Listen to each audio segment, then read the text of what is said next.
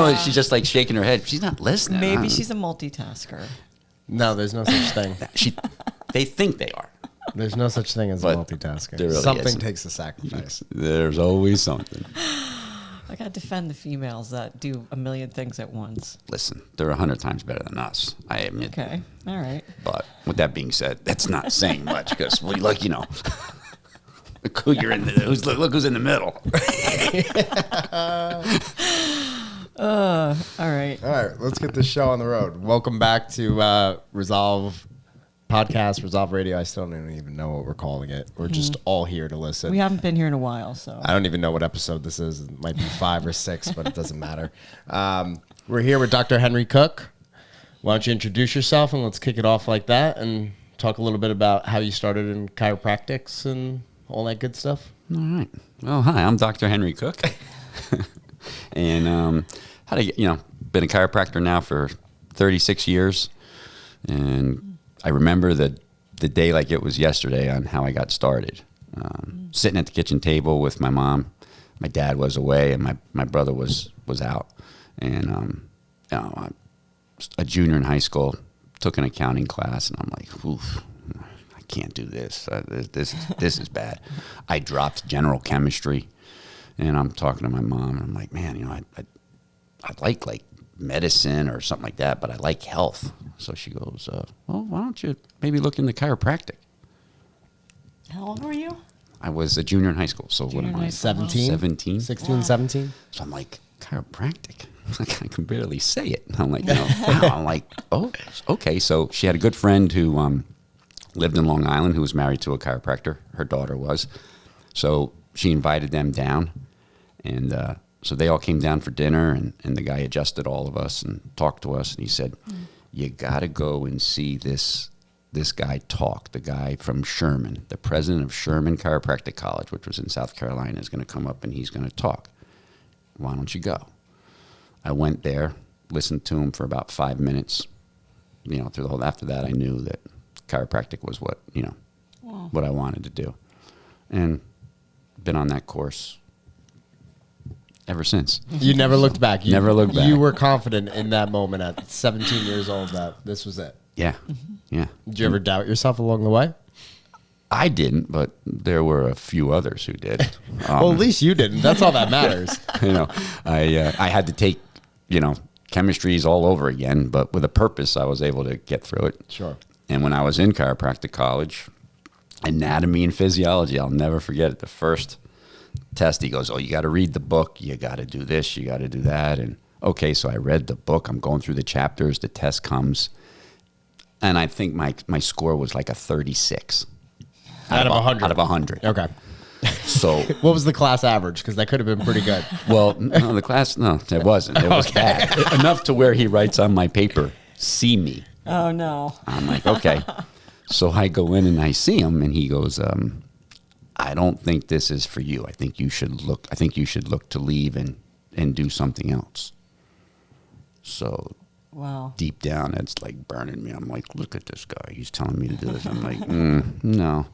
I go, okay, you know, maybe you're right, you know, but let me see what's going on. So I go to all my friends. I go, how did you study? And they go, right from his notes, word for word. He just takes from his notes. So I go, he doesn't go from the book at all. I go, because nothing, I couldn't recognize anything. Oh, he goes, wow. nothing. So, okay. Went in, took a tape recorder, took it, taped his lectures, come back, taped it again, wrote the notes, rewrote the notes, and I wound up getting like 93s on the rest of my tests. Wow. Still couldn't get the A, but at least it got me here. At least I'm sitting here right now. So I was like, okay. Did he admit he was wrong at the end of the semester? You know what? He did. He had enough to tell me. He goes, wow, I didn't think, you know, you could do it. I go, you got to just figure out how to study. Yeah. You know, he was a good guy. Yeah, he was, in his heart, he was trying to do the best for me. Sure. Which he did. It lit the fire to, you know. And where did you go to school? I went to school in Life Chiropractic College in Marietta, Georgia. Okay. Yeah. And what made you pick there? Well, there were two schools. There was Palmer Chiropractic College in Iowa, which was like the first school. Wow. You know, great school. And then there was Life, which basically the guys who graduated from Palmer started Life. So this is how I picked it. Okay, in January, what is the average temperature in Iowa? And what's the average temperature in Marietta? I went to Marietta. So it sounds like at this time, though, this was all still very new. It was the ground floor of it. It pretty much was. I mean, there were schools out there that, you know, there were other schools around, and you know, there was that school in South Carolina. There were quite a few, but it was still kind of early. Right. Nowadays, can you go to regular university and okay? Now they're all like, it's no more Life Chiropractic. It's Life University. They have all the undergrad and the graduate. Regular accredited colleges. Yeah, they're all, you know, they're all like that. Back in my day, they had to be accredited for chiropractic. Sure. And then some weren't. And if you went to those, you could only practice in the certain states that allowed you to. Okay. So, and then how long was your schooling? I know we were talking off air before. yeah, so you needed 2 years of undergrad. So you Your need, gen eds.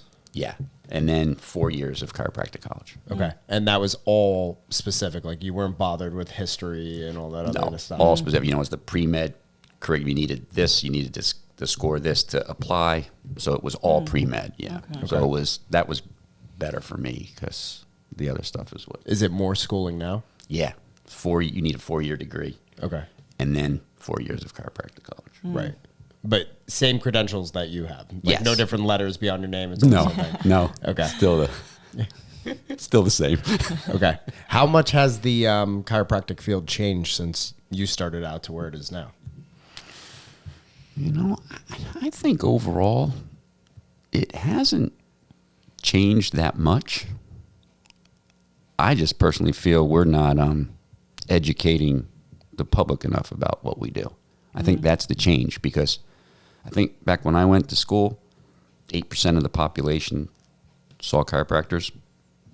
And now, you know, 2024, 8% of the people see chiropractors. So, you know, I think as a chiropractic associate, you know, we have failed. We haven't gotten the message out there to what we do and what can be done.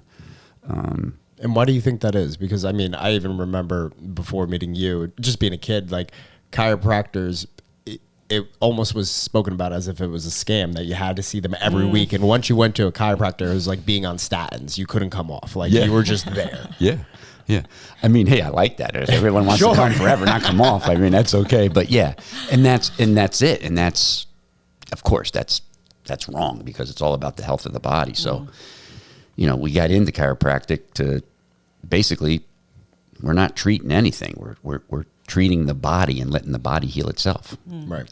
But then you get covered through insurance, through low back pain and all that. So then you become more, well, your back pain, your musculoskeletal type stuff. And then you get into that mode, and then you kind of forget about getting out there and talking about what chiropractic truly is.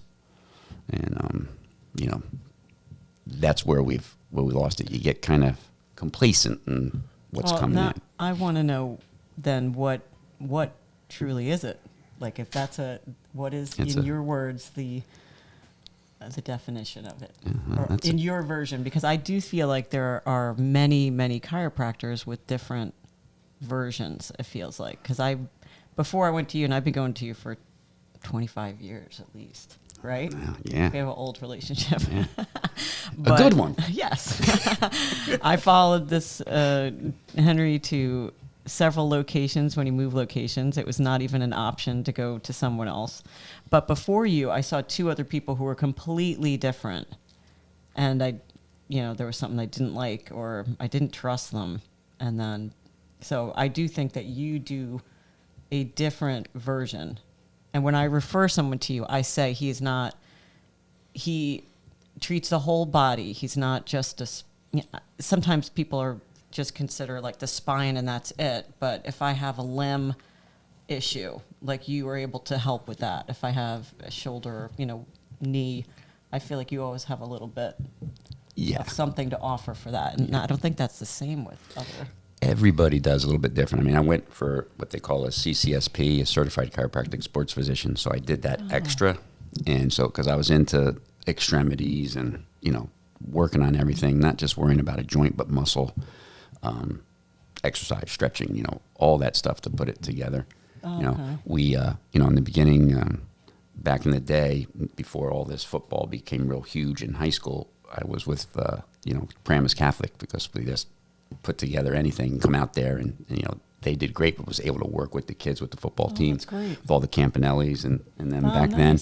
It was so much fun, and I still have some of the parents today as patients, but that's the key. It is different, and you can spin off. There's a lot of different branches of chiropractic, which but it should still all come down to what is our basic philosophy as a profession, and that is removing interference, balance, and removing interference. You get problems with the spine. Your spine is the main portion of your health. That nerve flow is important, because when we go through and we ask, well, what's going on? I'm saying, well, when the egg and sperm get together, what is the first organ or even system that it forms? Most people say the heart. They're like, but no, it's the brain and spinal cord. And then everything is made off that. So you got this nerve flow that is creating cells and tissues and constantly changing cells on a regular basis. So all chiropractic says is that, hey, if there's a misalignment in those vertebrae, which we call a subluxation, and it's blocking that nerve flow, you're not going to be totally healthy. And Yeah, makes sense. that's it. Remove the interference. Let the body do what it needs to do. Yeah. That's what I like. It's simple. I mean, I had trouble with this microphone. I mean, it's simple. So for me, I don't really have to do much. If someone comes into my office, I diagnose what they have. And if they have a subluxation, I'll remove it. And if they don't, I refer them out to where they need to go. Sometimes if there's both, I'll remove it and refer them out where they need to go. But just the body knows how to heal. Yeah. So how long does an adjustment actually last for? Depending on the health of the body, it can last a long time. Right. The healthier you are, the better you're going to hold. Or the more CrossFit you do, the less it'll hold. Not always. Not always. It's Just don't do strength and handstand stability. push-ups, right? Your least favorite. Coming down. I like them in a way. Those are my favorite. Why? Because you're coming down on your head and it's Well, I compressing would your go spine. in. I think Yeah. it's like anything else. I think a lot of people are able to do them, and then there's just some that they're just not able to with what But and again, you guys are the best. You'll know who can do those and who can't. Yeah, that little. Remember you saying all that weight on that little neck, like those vertebrae. Just try not to just go in your head. Yeah, give up and put all your weight there. Yeah. I mean, it makes sense. While we're talking about this just spurred something in me. You remember wrestlers would do like the neck rolls and I was just and there's a thing now, I don't know if you've seen it, it's called the iron neck, and it's this apparatus that straps around your head and it's got a band and you do all these neck exercises. okay. I haven't necessarily seen that, but I can. Yeah. Well, it's now becoming a popular thing, but what is your opinion on all that? Because the old school wrestlers, they would train their necks to get it as thick as possible, but they would do a lot of unorthodox things that probably didn't look healthy. Right. To get that. Right. No, absolutely. And here's the thing. When you see those wrestlers, back in the day, they'll be rolling their head back and forth with their body weight on it, going back, and you look and you're like, man, so everybody would say, that can't be good. I go, well, whether good or not good, when they wrestle, they're going to be in those positions. Yeah, Right. That's true. So might as well work it because that's what they're going to be into. So you don't see a problem with that? No, because just wrestling in general, just like some certain sports, they have their wear and tear on the body. Sure. So, but I'd rather you do that than when you're getting into a match and all of a sudden you're in it. I think you can get hurt more Right. that way. You got to kind of get the body working and doing what it needs to do. Is the spine really as delicate as everybody makes it out to be? No, you got to work it. Right. You got to work it. If you have back pain, you got to work it. Because everybody is so the first thing you usually hear out of people's mouth is either knee or back pain, and that they're afraid of hurting their back. But when you look at the structure of us, it's such a huge piece with all this meat hanging on it that is supposed to be like the strongest thing ever. And everybody's worried about hurting that, but they're not worried about hurting their wrist. You know, they're not worried about hurting their ankle. Like these smaller joints that probably can't take as much abuse. You're 100% right. You need to work your back and work it hard. Work it right, but work it hard. It's the only thing that's going to So what would you say if you were going to say to someone like, okay, you're looking to get into exercise, say the complete newbie, what would you tell them would be like your advice? What would your advice be? Well, you know, listen, I like, and I saw in one of the things, I do like deadlifts. I love squats. Are deadlifts dangerous for your back? No. If done correctly, no. Coach the right way. That's it. You know, if you do the right thing, it's all real good. Yeah. You know, if you have a bad knee, I don't think you should stop squatting. I think you should squat properly, because you stop squatting now. When you're 80, when you go to take a poopy, you know, I mean, you know, I'm in those modes now, you know, but you got to be able to get off the toilet. You're not going to be able to do that unless you squat. Right. So, and the knee likes movement. So these things that are properly done are the best things, in my opinion, right. For your back, for your knee, for all those things. It's weight training. What about like cardio type of stuff? You know what? Cardio, you need weights. You just, weight training is everything. Proper weight training. Now, if you want to go and put cardio on top of that, if you like to run, if you know, walk or whatever you like to do, bike, row, they're all fine. I think you should weight train so that you can continue to do those things, you know, except for like walking. But if you want to run and you want to be a runner for a long time, you need to weight train so you can run. So you've seen a lot of spines, and I'm sure you've seen all different ranges of people, from children to adults to sedentary adults to very active adults. You know, what is the difference in the structure of the spine, or how a person moves with somebody that does weight train regularly versus someone who doesn't, who, you know, has tech neck and is sitting like this all day? You know, what is the biggest difference that you see from person to person? Well, you know, if they're doing that and they're weight training and they're doing the right things, you know, you've got a stability chain and a mobility chain. So, you know, your ankles should be mobile, your knee should be stable, hips mobile, you know, low back stable, shoulders mobile. Everything else needs to have a stability. So, with weight training, when it's properly done, you maintain those two issues. So you just become healthier. You're structurally in line, you're in balance, and things just work properly.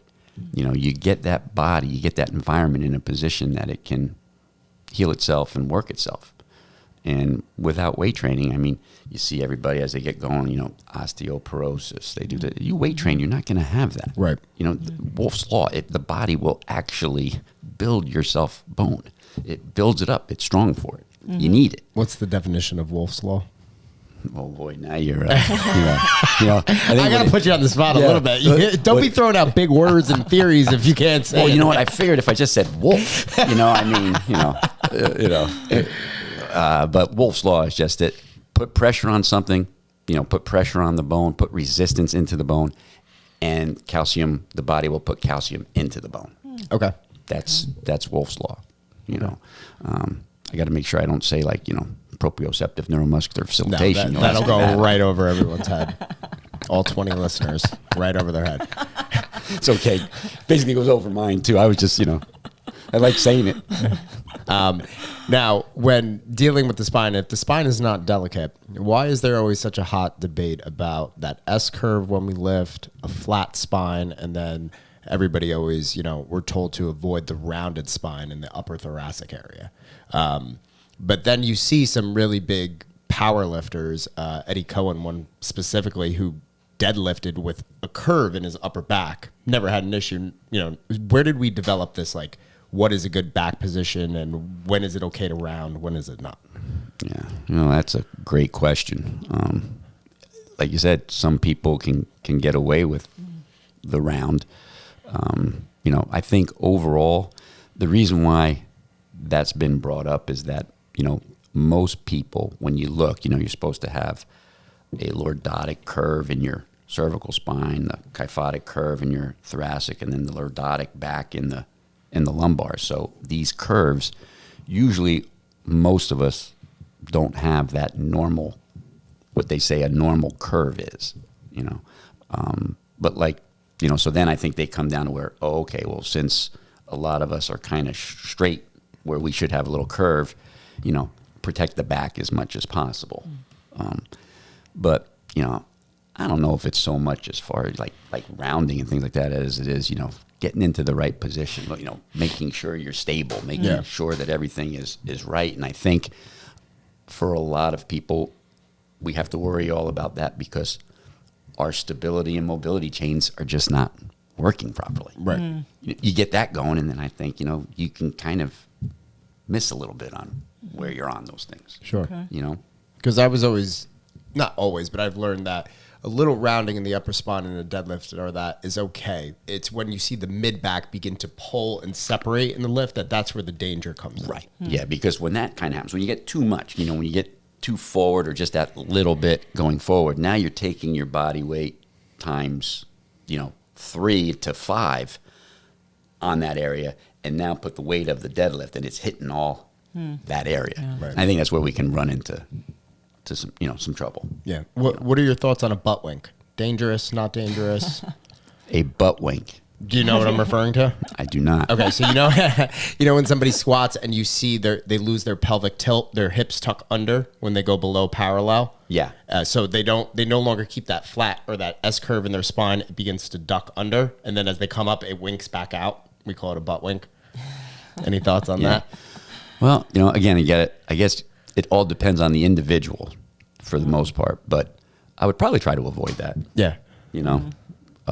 As much as you can. Like you said, you're going to see some people, they can get away with it and they're fine with it. Right. Yeah.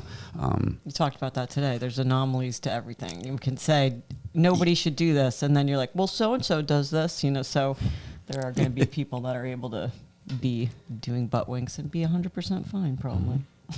Okay. But try not to do it. But I would say overall, hey, see if we can, monitor that based on who you are or, kind of make it a little bit easier depending on who, because there's going to be people who think, oh, well, I can do it.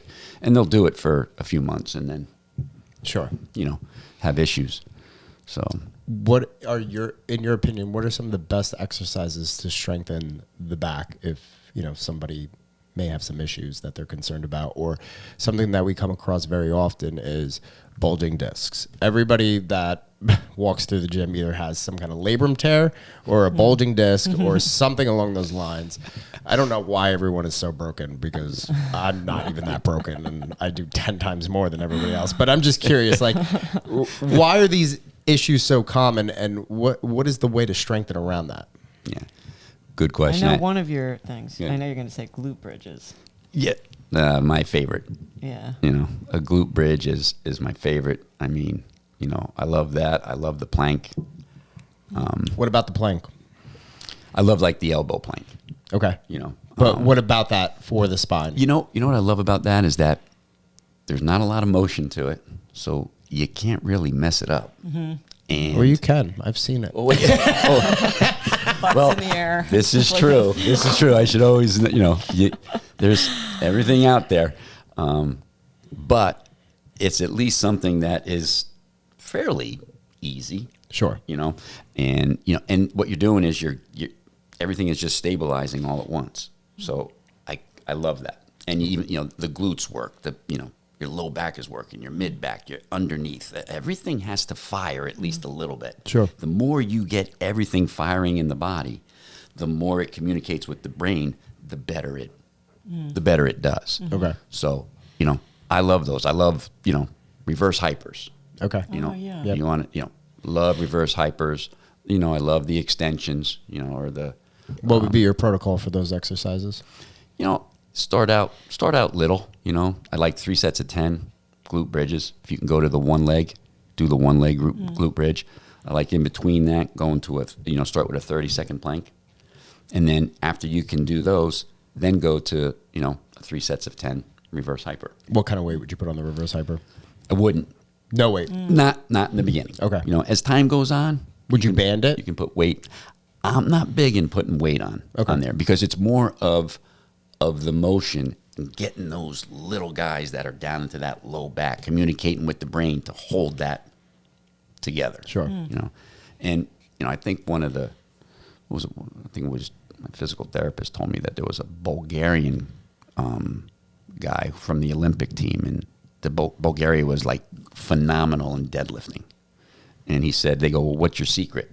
He said, reverse hypers. Oh, wow. So I was like, okay, that makes sense. Yeah. I never thought about it, but but I like those for the core. Yeah. And again, you can move on to other things, even like with the training, a lot of one-legged stuff. You do a lot of that in core camp? Yeah, well, we combined a lot of that too in our physical therapy. Okay.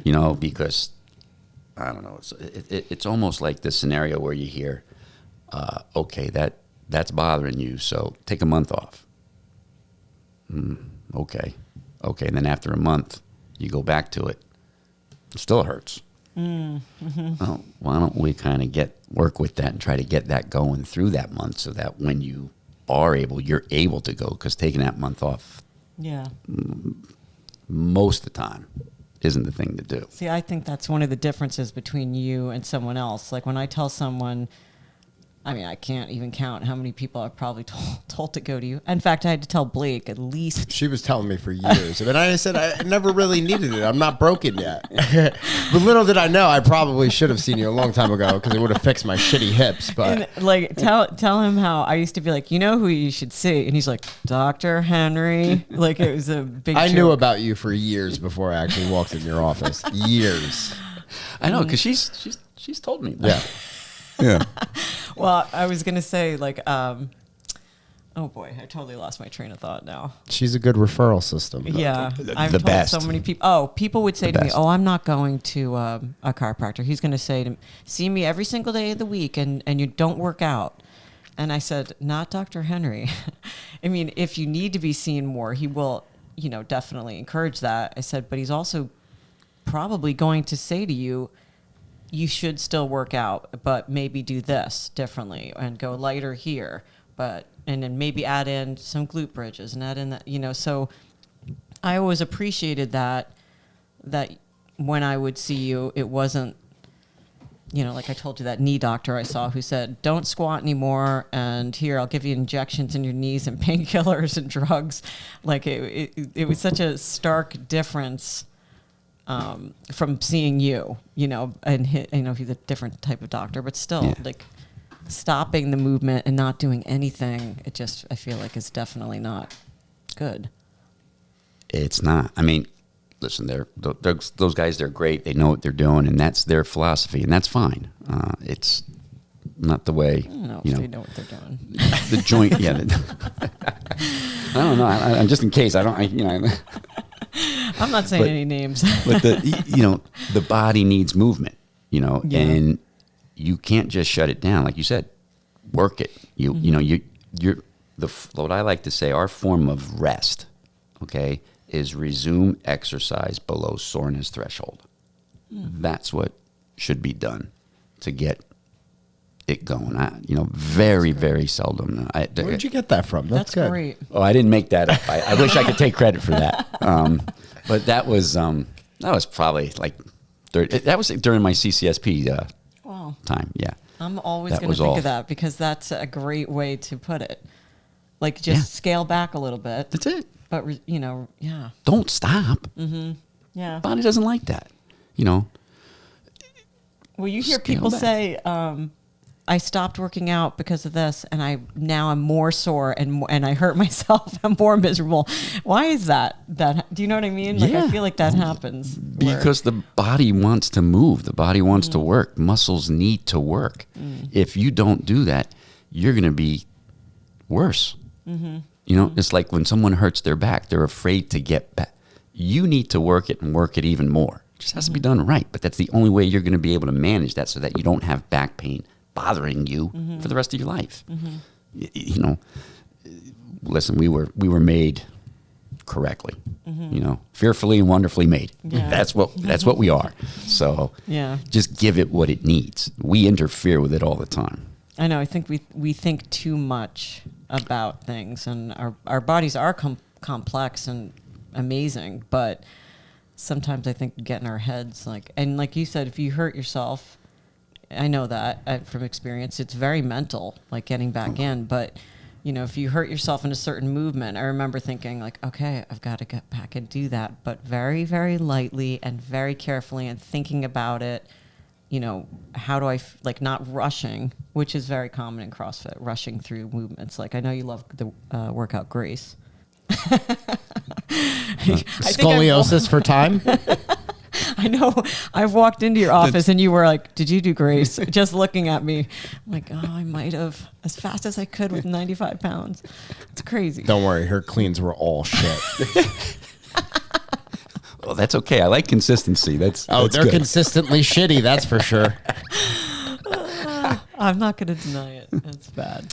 So, how much of back pain is mental, and how much is it also a little bit emotional as well? Because I've heard a lot of people say that we hold stress in our lower back, and I don't know how true that is because I don't know how we can support that or show that there's evidence based on that. Right. But you know, I do know some people, specifically people who are in like therapy and psychologists and all that, say that certain parts of the body we house different emotions and feelings, and the lower back happens to be the stress holder. What are your thoughts on that? Yeah, I agree with that. You know, listen, stress is a huge factor on everything, and emotional stress plays a big part.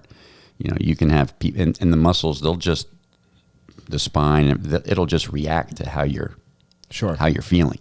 You know, when you're in an emotional state, your body is throwing off chemicals. It's throwing off, you know, adrenaline. It's throwing off a lot of these things, and the body will compensate for it. And the main thing the body wants to do is survive.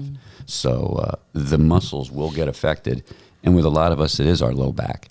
It's just like emotional stress and, you know, gut health. Okay. It does affect. Vagus nerve has a direct line there. So, you know, it is big. In my opinion, I see it a lot. You know, people are under, you know, emotional crisis there.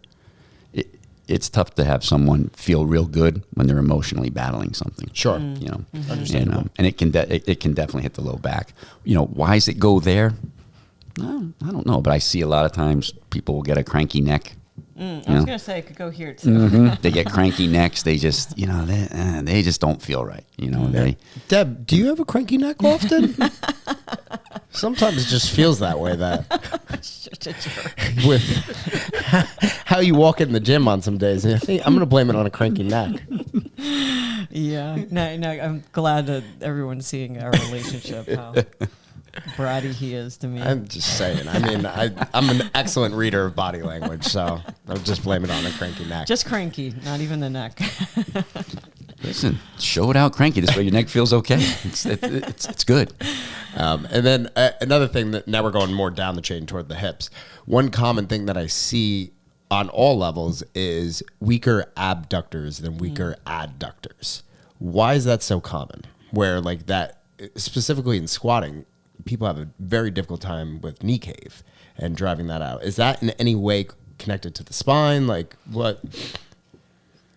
Yeah, I think it is. I think, you know, the way the body has to compensate for SI joints that, you know, aren't functioning properly. You know, you get one SI joint that gets, you know, a little stuck. If it, you know, whatever side it's on, that leg goes short, that hip comes up and forward. We were there. Yep. The other one goes back. So, and then I think everything has to compensate for that. And then with that, the body compensates, and you see, you know, it will affect outside more than inside. You know, Okay. You know why exactly it does that? I think it's all due to structural, you know, the motion that's going on, because you see it all the time when people squat. You know, the knees just, you know, because they're all, you know, and again, the stability chain is off.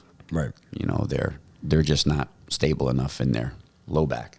Have you ever seen or worked on somebody that you were like, wow, the way they move and the way their structure is, they have no imbalances. Like they don't have these issues that we see on an everyday basis. Is that out there? Does that exist? I think to an extent, it exists. I think everyone still gets that little bit here and there that needs to be tweaked, but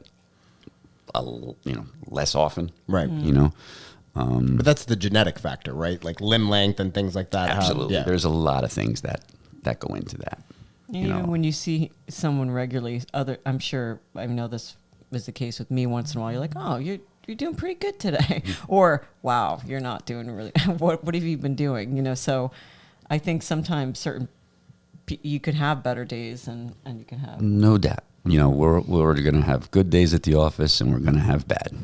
That's just, I think, life. Sure. So we just try to make it that it's more good than bad. Yeah. So if you had, it's just going back now towards like nutrition, if you were going to say, this is nutritionally what you follow, what would you say for that? I'm big on eliminating inflammation in the body. So, nerve interference and chronic inflammation are the big things that cause cell death. And chronic inflammation is what causes, it's the same mechanism that drives stroke, heart disease, cancer, diabetes, Alzheimer's, dementia, chronic respiratory, problems. So it drives all those mechanisms. So, diet, take away the sugar and take away all the things that turn into sugar, and take away dairy. All of those create Dairy, inflammation. huh? Yeah.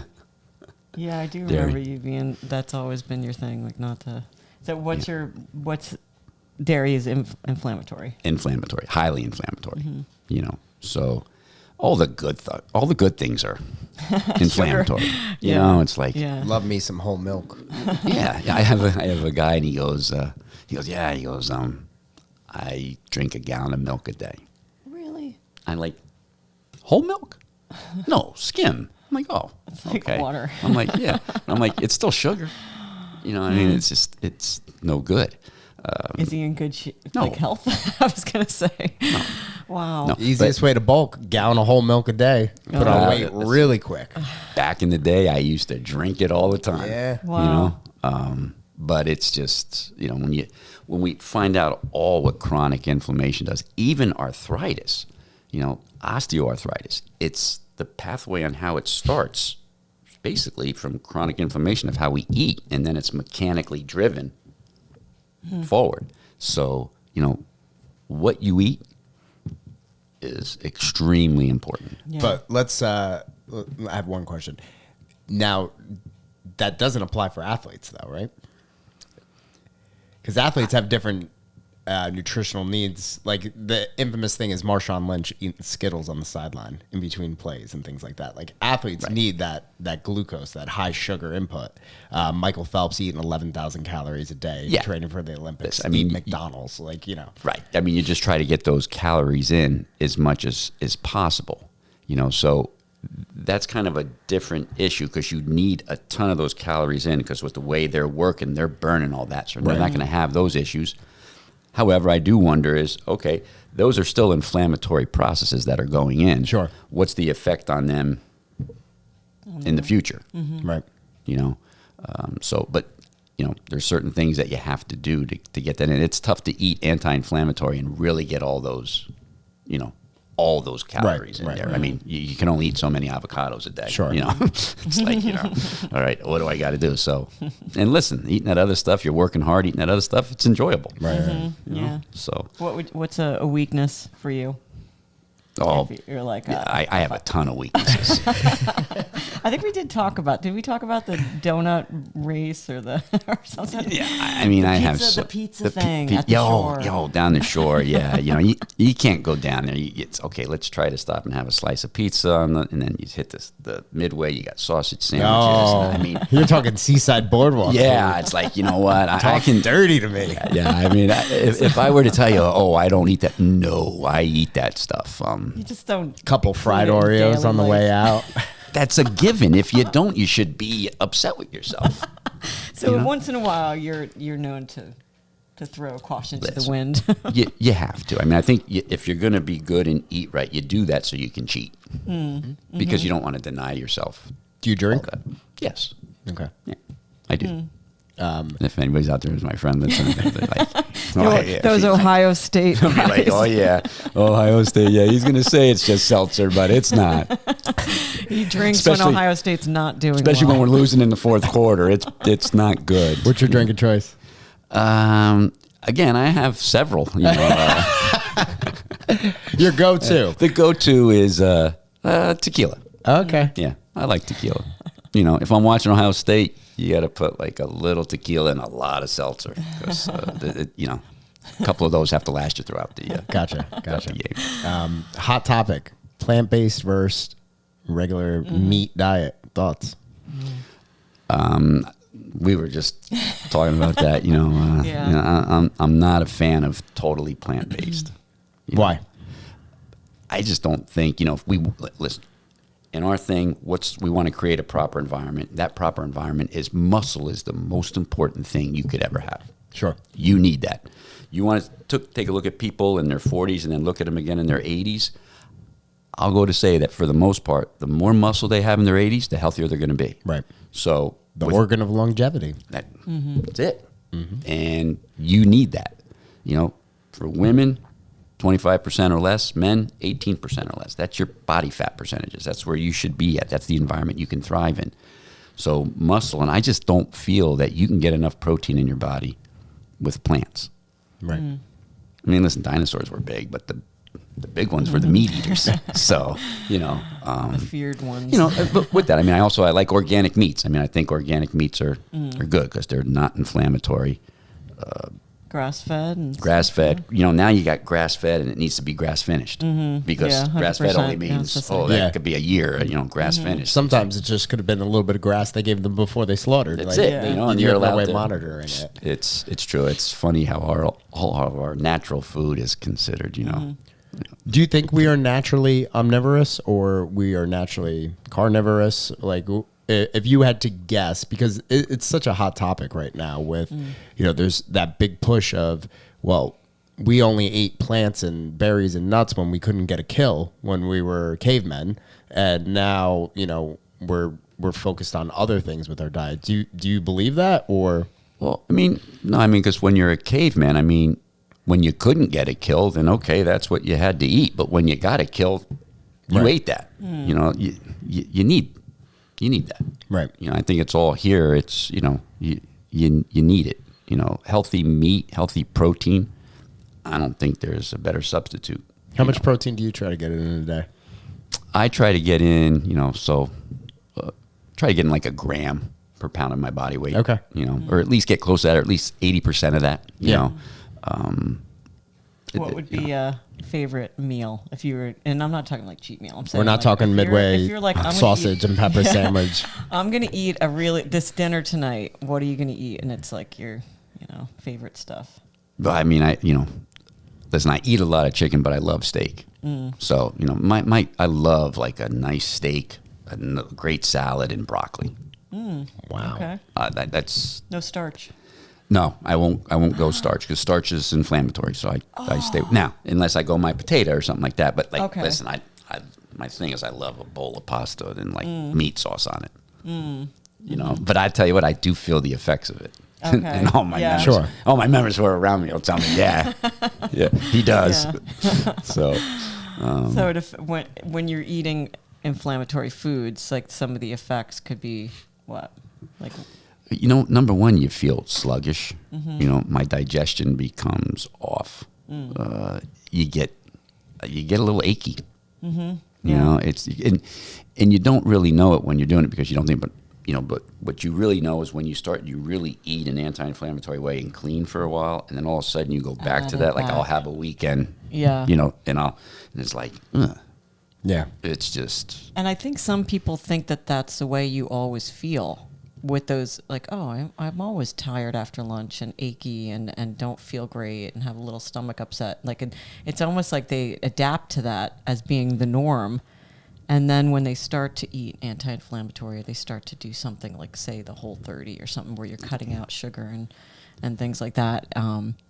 Then all of a sudden they're like, oh, I didn't know that I could feel this way. And it's so interesting.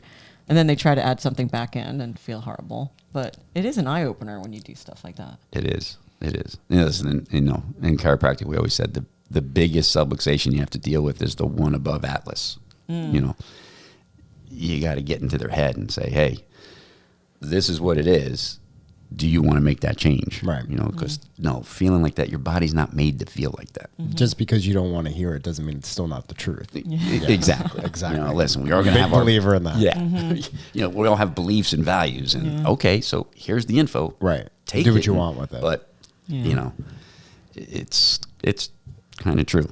Yeah. So I want to switch speeds a little bit because I've seen some signs around your office when I've been in there. I want to know your thoughts on certain compounds like peptides, BPC 157, 175, and then what's the other one? TB 1000 or something like that. Well, we have that could be one. I don't know, but there's one CJC 1295 ipamorelin. Okay. There's tesamorelin. These are all peptides that, right now the BPC and the 1295 ipamorelin, the FDA has shut that down. Right. Because it works. So right. They're on WADA's ban list, right? I think so. Yeah. They'll come back. Which I don't understand because it's therapeutic for healing. It works. When you great. say works, what does it do? It works. Yeah. It just, peptides are, you have natural peptides in your body, and what they are, they're just messengers. They make sure everything is functioning the way it should. So they make these compounds, that mimic these messengers to make sure that you always have them going on and they're doing the right thing. They send a signal to the brain, right, to produce. Yeah. So they'll the 1295, the ipamorelin and the tesamorelin, these are growth hormone stimulators. So they just go out there, they'll send the message and they'll make sure that your body is doing what it does to make that function. It doesn't go above and beyond. It's just making sure that your body is creating that and it's giving it that boost. Is that like the HGH frag? What's the? I think it's similar to that, but it's like a fragmentation of it where it sends the signal for your body to produce more HGH naturally, rather than exogenous. Right. Okay. That's the whole key. That's basically what a peptide does. Right. So listen, if we again create that environment, give it a little help, it will take us. And you think it's going to be the FDA will change their mind? You know what? I think they will. Depends if they can make money off of it. Well, that's just that's it. What it is. When they figure out how to tax it, just like pot, then they'll make it legal. Yeah. Here's the thing. Medicine it's phenomenal what it does, and for what it truly is supposed to do, and that's basically, you're born, and then you start to degenerate. When you go on all the issues on how we are in the lifestyle in this country, we degenerate a lot faster than what we should. So medicine manages your degeneration, tries to keep you as comfortable as it can until you die. Yeah. They do a great job at it. And in certain times, thank God it's around. They don't really have an issue or something that they can do for health. That's not what they know. Right. So, when you get these things going on, it's like, okay, what are they going to do? Things are turning more complicated now. It's not just more, serious infections or anything like that an antibiotic can take care of. These things have gotten real complicated because we're more into autoimmune. We're more into the body is starting to show these things. Medicine doesn't have an answer for. So they're trying to come up with an answer, and that's going to be their thing because the answer is your body has to heal. Right. And that's so they're looking at things that they can try to do and take this off, take that off. And So then what are your thoughts around for aging individuals, because naturally everything declines as we go, therapeutic uses of HRT, TRT, that's another very hot topic these days. For aging men specifically, I know there's some in the realm of females, but what are your thoughts on that? Is it beneficial? Is it safe? Is it not? You know, it is, as long as it's done right. I mean, I think with the whole world of peptides, I think don't have to go to those things so fast. Sure. You know, so I think if you do the right thing, I mean, listen, if you're eating a good amount of protein and you're weightlifting, you know, a good amount that your body can handle, your growth hormone is going to be really, it's going to be good. You know, but we all want more. Sure, of course. You know, if you go to McDonald's, it's, you know, okay, I'll take you want the meal, you want your cheeseburger, your French fries, and your Coke. You say yes, and then they say for $1 you can supersize that. It's like we want. You know, I haven't been to McDonald's in years. No, now you I got know, me thinking. But, you know, on my way down today, I may no. Big Mac on the way down to the shore. But here's the thing. Supersize. You know, we want more. So when you tell that guy, oh, you know, testosterone, you know, it's on the lower end, but I don't think you need to. No, they give me more. Right. You know, so I think there is a need for that. Sure. I do. I think it has to be dealt with, you know, really doing specific blood work and really seeing where the deficiency lies. Because, again, like we all know, you put that in, the body shuts it off. Sure. So unless we truly, truly need to do that, you know, I wouldn't. Right. But there are times when we do. I think if most of us live the lifestyle that we all agree on, I don't think you're getting that until maybe you're 90. Right. You know? Yeah. You know, but Do you do routine blood work yourself? I do. I at least like to do it once a year. Okay. You know. Do you look for specific things, or do you just do whatever your general practitioner will prescribe? I'll tend to look for specific things. Okay. Like I like to run a hormone panel. What's your testosterone level? That's like, what's your Fran time? Yeah. You know, last time I checked it, it was pretty good. It was, you know, it was all right. It was, so, you know, I'm like, okay, but you know what? That's probably the only thing I have, you know? You know, and the big thing with like cholesterol and all that, I mean, we get a little crazy with all these numbers, and a lot of times the only way to get them into these numbers if you take, you know, Sure. medications and stuff like that. So there's a lot of different values and factors that play into that. Sure. You know, and family history is big with Yeah. that. But there's a lot of times where, you know, there can be like higher testosterone individuals. There can be higher cholesterol individuals. Right. You know, it's tough to group them all Yeah. in one thing. What's your opinion as LDL as a metric of good or bad health? You know, because there's a big emphasis by modern medicine on your LDL level without looking at HDL total and fasting insulin levels, which I think coupled all together is a good metric, but I don't think isolating one independently is. What are your thoughts? 100%. I'm with you 100% on that. You can't just isolate one. LDL it's just a number. And it's a hormone too that is necessary for the body. You need it. Yes. You know, and I think there's sticky ones and there's fluffy ones. You know, so okay, we don't want to have a lot of sticky. Yeah. That's a good analogy. It's the way my mind works. I don't know. I got, you know, if my LDLs, I know they're all not sticky. Right. You know, Yeah. so, but, you know, your HDLs, you know, those are the things we want high. You know, I like to look at HDLs and triglycerides. I like to take my triglycerides divided by my HDLs and see what ratio we have there. There's a lot of other things, you know, that come into play. But yeah, they look at that LDL number. So Yeah. am I totally with that? No. No, because then statins. That's why. Statins. That's the it. excuse. You And know, once you're on those things, that's it. that's it. Everybody wants you on a statin. No. Yeah. You know, Yeah. and anyone who is on a statin should take CoQ10. You know, it's a must because it kills your CoQ10 in there. So you got to, That's good to know. Yeah. yeah. I forgot about that. Yeah, I didn't even realize that. Got it. There's two kinds of. Isn't there one that's super expensive, the CoQ10, and there's one that's a little. Like, do you have to get a specific kind? You know what? I would just go like they have that ubiquinol, and then they have the CoQ10. I would get just a good CoQ10 from a reputable But company. ubiquitol, is that? Yeah, well, that's like the precursor to it. oh. I would just take CoQ10. And this way it's in there. Because the statins do decrease your body of CoQ10. And CoQ10 is one of those things that will kind of decrease as we get older. So we don't want anything to help that.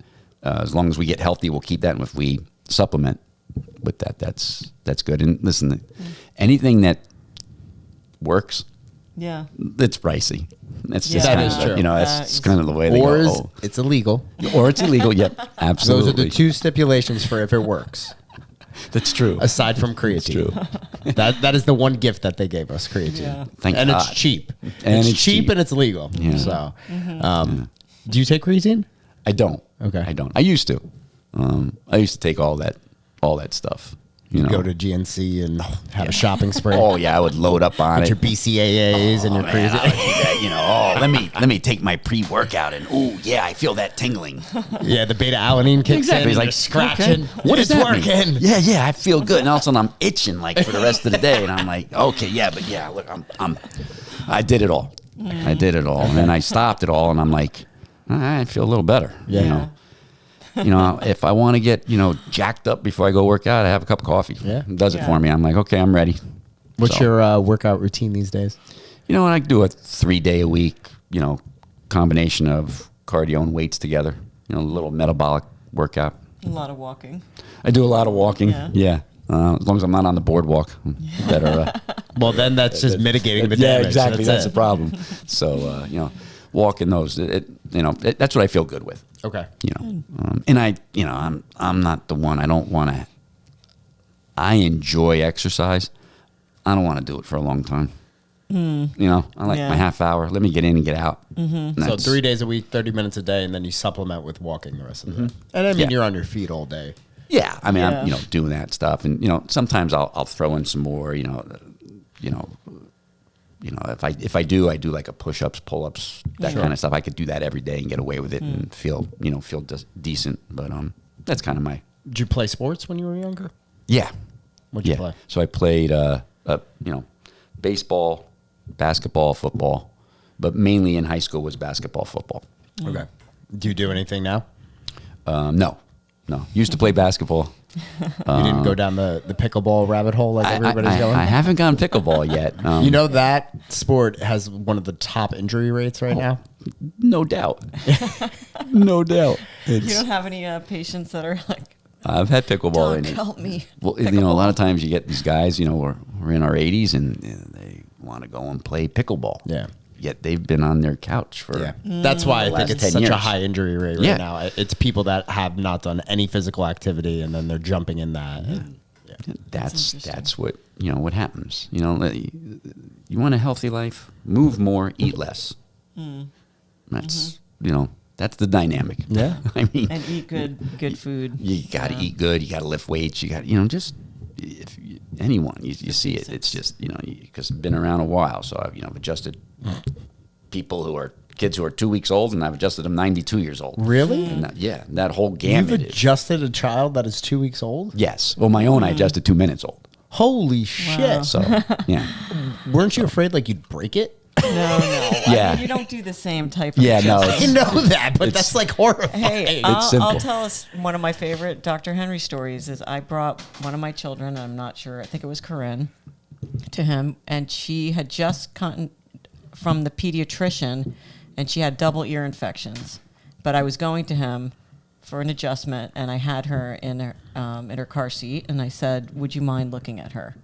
And put her on the table, didn't say anything, and he just felt around the back, and he said, "She have something going on, ear infection?" I was like, "Yes, she does." I didn't have to say anything. And he said, "Okay, just very gently, like little things."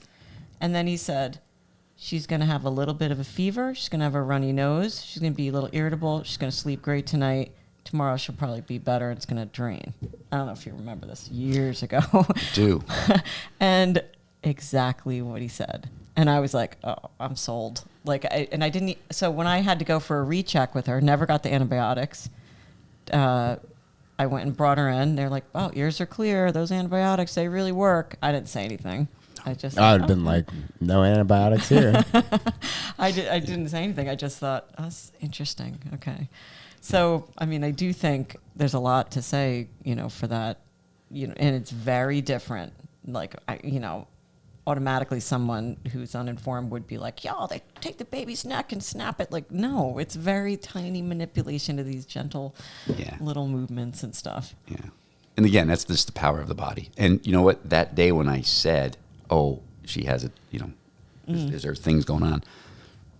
I was lucky. I should have went to AC that night. I probably would have done well too. It's just one of those things. You guess no. You throw enough stuff against the wall, something's going to stick. It's going to stay. Yeah. If you think about a baby coming out of that birth canal, what better thing than to see a chiropractor after that to get like a little bit adjusted, because that's a violent way of coming into the world. Yeah, and they've got little crooks in their neck and the little heads are shaped weird and stuff. And trauma right from the get. We don't stand a chance. No, we get it right from there. And then the way we deliver, I don't know, poor things. Why do we put them on their backs? It should be like changing oil. They should be squatting. We should be underneath them. Okay, push. That's true. We make gravity everything. could help. Yeah, it would help. I would. And isn't the birth canal? It's like this. Yeah, it's got to. You gotta go and Sometimes they have to use those tongs. This is escalating very quickly. Okay. Okay. On that note, if you had to go back and tell your younger self something that you know now in hindsight, about whatever regard to your career, health, fitness, your life in general, what advice would you give your younger self? I just should have listened earlier. To what? Just to I think to the things that when you're younger, okay, hey, listen, you should stretch more. You should do this more. You should listen to your mom and dad more. But that's really about it. I mean, the life that I've chosen and that I've gone through, I mean, yeah, I'd like to go back and change a few things. Basically, I'm not a good businessman at all, so I'm still learning. I like to treat. That's what I like to do. Yeah. That's my world. Yeah. So anything outside of that, which you can't just shut it off, you gotta learn. So sure. If I probably would have gone back, it would be more paying more attention to that. But as far as the way I exercise, what I've done, what I've been doing, I don't have many things that I would necessarily change. I exercised a lot when I was in high school, went to chiropractic college, and it was very busy, a lot of stuff, and I didn't do a lot of exercise. Sure. And, got a stomach virus that lasted like 35 days. Wow. Just didn't go away. And I lost probably like 30 pounds. Wow. So I went from 165 down to 130. And I'm like, I got to do something. This isn't stopping. So we don't have any money. So we went to the emergency room. Guy gives me this little pill that I could barely see on my hand. He goes, just take that. I'm like, oh boy. Took it. I didn't go for a week. Wow. I'm like, man, maybe I should have done this a long time ago. I don't know how that affected me now, but it stopped that. And, then you go and you get out of that. You start your, family, you start your practice, and then you're working hard. Sick all the time. Eczema, bowel stuff, catching every virus. And I was like, you know what? This is crazy. I know what to do. And I just started eating right, exercise, getting adjusted, do what I do. And it works. Okay. It works. Mm-hmm. So, and that's, you have to do it. If you don't, you're just not going to take time for yourself. Feel good. So, I guess if I were to change things, I should have just kept working out the whole time. And again, you always think that you're too busy. Right. But you're not. No. You can make time. Exactly. Mm-hmm. And that's what I didn't do. Yeah. Right. And you can. It's just everything's the perspective. Oh, I don't have the time. No, you have the time. Yeah. You make the time. Right. I mean, what's a half hour 3 days a week? Mm-hmm. No, that's nothing. What's a half hour a day? It's nothing. Yeah. Mm-hmm. It's nothing. Yeah. And then what is a piece of advice that you think is the most important to give to people to make a change in their life for the better? If you had one message to deliver. You know, search your heart. You know, what do you really feel? What do you want to do? What do you want to be? And how do you want to do it? Because you can. You know, we're all made the same way. We all got the same stuff in us. You know, if you have something that you believe in and you have your values towards that, do it. And don't stop, because you can do it. Don't let anyone tell you that you can't be you, because there's nobody that is better at being you than you. Sure. So, you know, you can have a lot of people tell you no, tell you can't do this, you can't do that. And listen, you take it, you take in their wisdom, take in what they have to say, and think about it. But at the end of the day, it's up to you. Okay. We know how it works. You gotta. Yeah. That's faith. it. That's it. You know, he's got to be talking to you. If that's not happening, it's rough. Yeah. You know. So Okay. that's, What's next for Dr. Henry Cooke? you know, I don't know. I don't know what I'm going to do when I grow up. You know. I'm plugging at what you're doing. You're doing a great job. Well, I would not be sending everyone to you if I did not completely believe in what you do and the advice you've given me. In fact, I've for 20 years said, I don't have a general practitioner, I have a chiropractor. And the urgent care doctor or whoever I was seeing would look at me like, what? Like, how can you not see somebody as like with a physical? I'm like, oh, I just get Dr. Henry's advice. And then I just, I finally have one now, but it's right. I've gone to you for all kinds of things, but I appreciate you guys big time. You've helped me out a ton. not as much as you've helped us. Aw. Yeah. How corny. I know. Sorry. All right. So why don't you let everyone know where they can find you? Well, I'm in Saddlebrook on Midland Ave, 380 North Midland Ave in Saddlebrook. That's where I'm at. All Next right. to Midland Brew House. Yeah, for all of you that's true. people that love to eat there and drink there. If you say Midland Brew House, they all Yeah. People know. are like, oh, yeah, I know where that is. Right next door. You can look into his window. Deb, you have any other questions? No, I think we've touched on everything. This has been great. Dr. Henry, you have anything else you want to say? No, just appreciate you guys. Yeah, Thank you for the appreciate you. opportunity of doing this. Of course. For being willing. This is great. So You want to do it next week too? Sure. I feel like there's so much we could go into, but Just kidding.